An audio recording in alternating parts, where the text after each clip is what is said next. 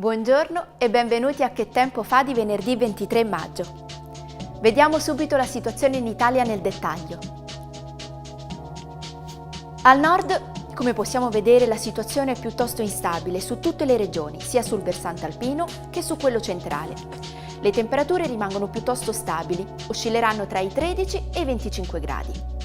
Anche al centro il tempo è variabile, da nuvoloso nell'entroterra a piogge sul Lazio e sull'Abruzzo. Al sud, invece, la situazione è decisamente migliore.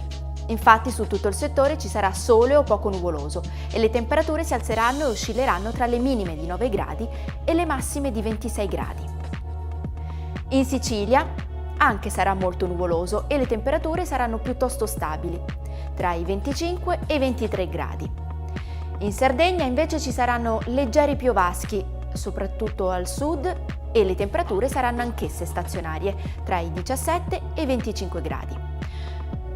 Come possiamo vedere, sono presenti venti di scirocco provenienti dal sud-ovest e i mari saranno molto mossi, il Mar Tirreno, il Mar di Sardegna e lo Stretto di Sicilia, poco mossi gli altri mari. Grazie per essere stati con noi e buona giornata!